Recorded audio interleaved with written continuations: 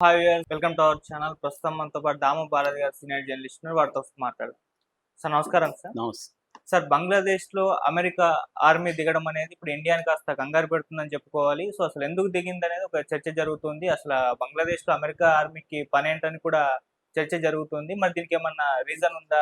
Already India పక్కన ఉన్న countries ఇబ్బందికరంగా మారడం చూస్తున్నాం. అటు పాకిస్తాన్ కావచ్చు, నేపాల్ కావచ్చు, మయన్మార్ కావచ్చు, ఇలా ఇబ్బందికర పరిస్థితిలో ఉన్న నేపథ్యంలో ఇప్పుడు బంగ్లాదేశ్‌లో ఈ ఆర్మీ దిగడం అనేది ఇండియాకి ఏమైనా నష్టం చేస్తుందా? మరి దీనికి గల కారణాలేంటి? మీరేం చెప్తారు?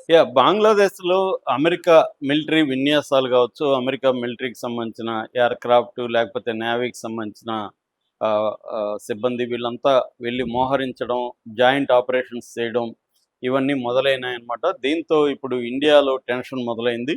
అసలు ఎందుకు అమెరికా బంగ్లాదేశ్ మీద ఫోకస్ చేసింది? బంగ్లాదేశ్‌లో అమెరికా ఏమేమి చేస్తుంది? దీనివల్ల ఇండియాకి జరిగే నష్టం ఏంటి? అనే విషయాలు మనం చూద్దాం. దీన్ని ఇండియా ఎలా రియాక్ట్ అవుతుంది, ఎలా అవ్వాల్సి ఉంటుంది, ఏం చేయాలి ఇండియా అనేది మనం డిస్కస్ చేద్దాం. బేసిక్గా ఏంటంటే సెప్టెంబర్ 14 మొన్న సెప్టెంబర్ 14 C-137 130 C-130J అనే ఒక సూపర్ హెరిక్యులస్ ట్రాన్స్పోర్ట్ ఎయిర్క్రాఫ్ట్ దిగింది. బంగ్లాదేశ్లో చిట్టగాంగ్ ఎయిర్పోర్ట్లో దిగిందనమాట. ఇది యునైటెడ్ స్టేట్స్ ఎయిర్ ఫోర్స్కి సంబంధించిన ఎయిర్క్రాఫ్ట్. ఇది మామూలుగా జపాన్లో ఉండేది ఇప్పటి వరకు. దాన్ని తీసుకొచ్చి ఇక్కడ చిట్టగాంగ్లో దించారు. చిట్టగాంగ్ అనేది మయన్మార్కి దగ్గరగా ఉంటుంది. మయన్మార్కి అమెరికాకి మధ్య మంచి సంబంధాలు, ఎందుకంటే మయన్మార్లో ఎలక్టెడ్ డెమోక్రటిక్ గవర్నమెంట్ లేదు. అక్కడ మిలిటరీ అధికారుల కంట్రోల్లో దేశ పరిపాలన నడుస్తూ ఉంది.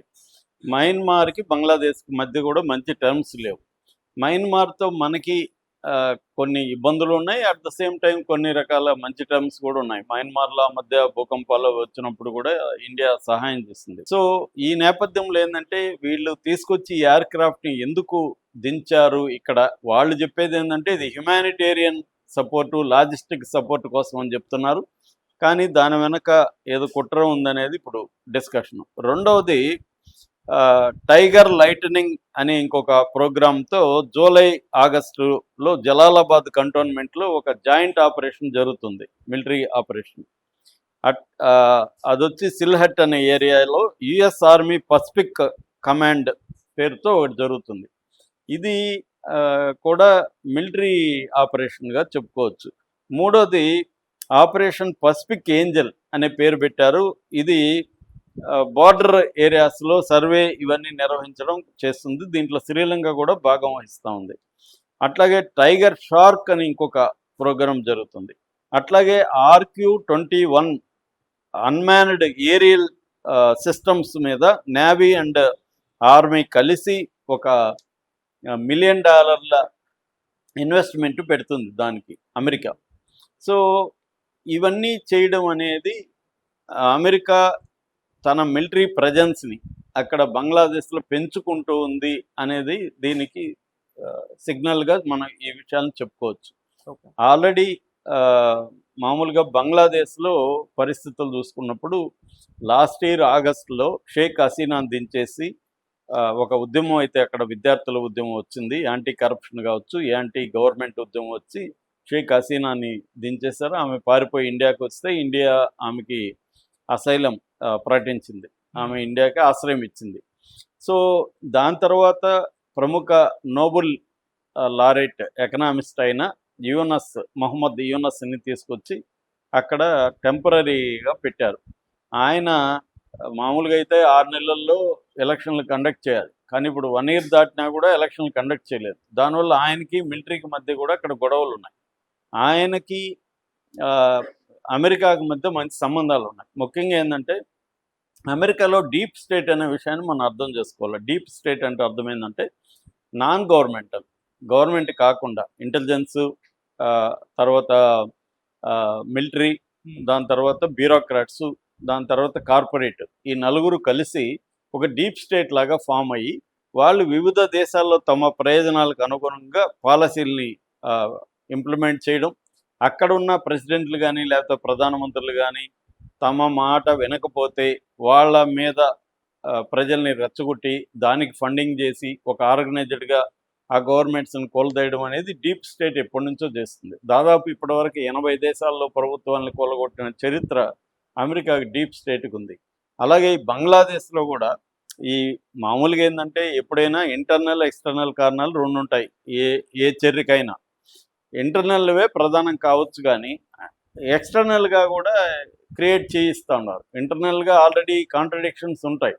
ఎందుకంటే ఈ చిన్న చిన్న దేశాల్లో ప్రజలందరూ సంతృప్తిగా ఉండడం అనేది సాధ్యం కాదు. కరప్షన్ అవన్నీ ఎక్కువ ఉంటాయి. తర్వాత నిర్బంధం ఎక్కువ ఉంటుంది. వీటన్నిటి పట్ల ప్రజల్లో చాలా తీవ్రమైన వ్యతిరేకత ఉంటుంది. కానీ దాన్ని ఎవరో ఒకరు బయట నుంచి వచ్చి దానికి అగ్గిపుల్ల గీయాలి. మండే తత్వం ఉంటుంది, కానీ గీస్తే కానీ మండదు. ఆ గీసే పని అమెరికా చేస్తుందన్నమాట. అది అనేక లాటిన్ అమెరికన్ దేశాల దగ్గర నుంచి అనేక దేశాల్లో అమెరికా పని చేస్తుంది. అదే ఇప్పుడు కూడా షేక్ హసీనాకి వ్యతిరేకంగా వచ్చిన ఉద్యమంలో అమెరికా హస్తం ఉందనేది ఒక మాట. మొన్న నేపాల్ దీంట్లో కూడా మనం డిస్కస్ చేసుకున్నాం. నేపాల్లో విద్యార్థుల generation gen Z with generation Z వాళ్ళు చేసిన రివోల్ట్ వెనకాల కూడా అమెరికా ఫండ్స్ ఉన్నాయనే విషయం మీద మనం ఒక వీడియో చేసాం ఆల్రెడీ. అలాగా అమెరికా ఏం చేస్తుందంటే ఇప్పుడు బంగ్లాదేశ్లో కూడా ఇదే పని చేస్తుంది.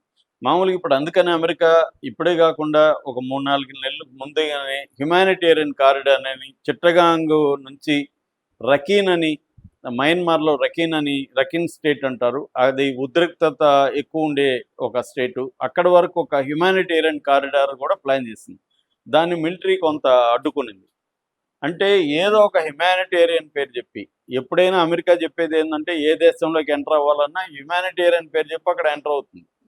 అక్కడ ప్రజల సమస్యలను, డెమోక్రసీను, హ్యుమానిటేరియన్ అని చెప్పి ఎంటర్ అయ్యి దాన్ని మెల్లగా తన కబంధ హస్తాల్లోకి తీసుకోవడం అమెరికా చేసే పని. అట్లాగే ఇక్కడ కూడా హ్యుమానిటేరియన్ అని మిలిటరీ ఇదని చెప్పి అక్కడ బంగ్లాదేశ్లోకి ఎంటర్ అవుతుంది. ఆల్రెడీ ఇంకోటి ఏంటంటే ఈ మంత్ బిగినింగ్లో బంగ్లాదేశ్లో ఢాకాలో ఒక ప్రైవేట్ హోటల్లో ఒక అంటే అమెరికాకు సంబంధించిన special forces military person mysterious కండిషన్లో చనిపోయాడు. అతను ఎందుకు చనిపోయాడు అనేది ఎంబసీ కానీ ఎవరు కానీ ప్రకటించట్లేదు. అంటే అక్కడ ఏదో జరుగుతుంది, తెలియనిది ఏదో జరుగుతుంది అన్న ఇదైతే కనిపిస్తుంది. సో మనకెందుకు టెన్షన్ రావాలంటే అసలు అమెరికా పర్పస్ ఏందనేది ముందు అర్థం చేసుకోవాలి. అమెరికా పర్పస్ ఏంటంటే ప్రధానంగా జియో పాలిటిక్స్లో భాగంగా అమెరికా పట్టు సాధించడం కోసం అనేక ప్రాంతాల్లో ఇచ్చేస్తుంది. రెండవది ఇటు పాకిస్తాన్లో కానీ బంగ్లాదేశ్ ఈ దేశాలన్నింటిలో చైనా పెట్టుబడులు పెంచింది. నేను చాలాసార్లు చెప్తుంటే బెల్ట్ అండ్ రోడ్ ఇనిషియేటివ్ అనే పేరుతో చైనా BRI అంటారు. ఈ BRI పేరుతో దాదాపు 150 దేశాల్లో ఇన్ఫ్రాస్ట్రక్చరల్ ప్రాజెక్ట్ని చైనా చేపట్టింది. అంటే రోడ్స్ కావచ్చు, రైల్వేస్ కావచ్చు, పోర్ట్స్ కావచ్చు, తర్వాత పవర్ ప్రాజెక్ట్స్ కావచ్చు, డ్యామ్స్ కావచ్చు, ఇవన్నీ నిర్మిస్తుంది ఆ దేశాల్లో పెట్టుబడులు పెట్టి. దానివల్ల ఏంటంటే దీన్ని డెత్ ట్రాప్ డిప్లొమసీ అంటారు. అంటే వాళ్ళని అప్పుల్లోకి మించి ఆ దేశాల్లో పెట్టుబడులు పెట్టడం ద్వారా ఆ దేశాల వనరుల మీద ఆ దేశం మొత్తం కంట్రోల్లోకి చైనా తెచ్చుకుంటుంది ఎకనామికల్గా. ఇది అమెరికాకి ఇబ్బందిగా మారుతుంది. అంటే అమెరికన్ డామినెన్స్ని చైనా ఎదుర్కొంటుంది బలంగా ఎకనామిక్ ఫ్రంట్లో. సో దీన్ని కట్ చేయడానికి అమెరికా కూడా ఎంటర్ అయింది. పాకిస్తాన్తో కూడా ఇప్పుడు అమెరికా ఎంటర్ అయ్యి అనేక పెట్టుబడులు పెట్టడం మొదలుపెట్టింది. ఎందుకంటే చైనా $70 బిలియన్ ఇన్వెస్ట్మెంట్ పాకిస్తాన్లో చేసింది. ఇంకొక $30 బిలియన్ అప్పిచ్చింది. అంటే $100 బిలియన్ చైనా పాకిస్తాన్ మీద ఇన్వెస్ట్ చేసింది. అందువల్ల పాకిస్తాన్ చైనా గ్రిప్ లేకపోకుండా అమెరికా కూడా ఎంటర్ అయ్యి IMF ద్వారా లోన్లు ఇప్పించడం, అమెరికా పెట్టుబడులు పెట్టడం, ఆయిల్ దీని మీద కూడా మేము వర్క్ చేస్తామని చెప్పడం ఇలాగే జరుగుతుంది. ఇప్పుడు బంగ్లాదేశ్ పరిస్థితి కూడా అదే. బంగ్లాదేశ్కి మనకు ఆల్రెడీ ప్రాబ్లమ్స్ ఉన్నాయి. మనం వాళ్ళ కొన్ని వస్తువుల్ని మనం బ్యాన్ చేసాం, వాళ్ళు కొన్ని వస్తువులు ఇంపోర్ట్స్ని వాళ్ళు బ్యాన్ చేశారు.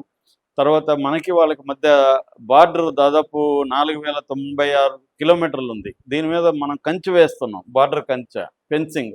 ఈ ఫెన్సింగ్కి సంబంధించి అనేక ప్రాబ్లమ్స్ వస్తున్నాయి. అట్లాగే మనకు వాళ్ళకి మధ్య గేంజెస్ అంటే గంగా నదికి సంబంధించిన వాటర్ ట్రీటీ 96లో జరిగింది. ఆ వాటర్ పంపకాల విషయంలో మనకి వాళ్ళకి మధ్య గొడవలు ఉన్నాయి. అట్లాగే స్ట్రాటజిక్గా మనకు వాళ్ళకి మధ్య ప్రాబ్లమ్స్ ఉన్నాయి. ఈ ప్రాబ్లమ్స్ ఆల్రెడీ ఉన్నప్పుడు ఇది చేస్తుంది. మరొక వైపు ఏంటంటే మయన్మార్కి మనకి మధ్య కూడా బార్డర్ ఉంది. దాదాపు 1643 కిలోమీటర్ల మా అంటే అరుణాచల్ ప్రదేశ్, నాగాలాండ్, మణిపూర్, మిజోరాం ఈ ఏరియాలో బార్డర్ ఉందన్నమాట. మనకి అక్కడ నార్త్ ఈస్ట్‌లో అల్లర్లు కావచ్చు, లేకపోతే డ్రగ్ మాఫియాకి ప్రధానంగా మయన్మార్ నుంచి ఎక్కువ జరుగుతుంది.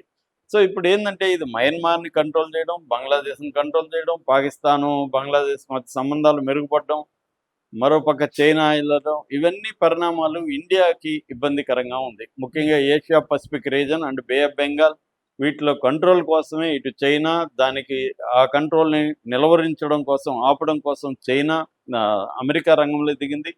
సో, ఇప్పుడు అమెరికా, బంగ్లాదేశ్ కలిస్తే ఖచ్చితంగా ఇండియాకి తలనొప్పే. ఇండియాదేందంటే నైబర్ ఫస్ట్ పాలిసీ అనేది ఇండియాకుంది. అంటే మన నైబర్స్‌కి మనం ఇంపార్టెన్స్ ఇవ్వాలని. కానీ ఆ నైబర్స్ మనకివ్వట్లేదు. ఆ నైబర్స్ ఏమో ఇటు చైనాతోనూ, ఇటు అమెరికాతోనూ కలిసి భారత్‌ని ఇబ్బంది పెట్టే కార్యక్రమాలు చేస్తున్నారనమాట. హ్మ్. ఇది ఖచ్చితంగా ఇండియాకి తలనొప్పిగా మారుతుంది. అయితే ఇండియా ఏందంటే దీన్ని కూడా జాగ్రత్తగా గమనించి తగిన విధంగా స్పందించడం మొదలుపెట్టింది.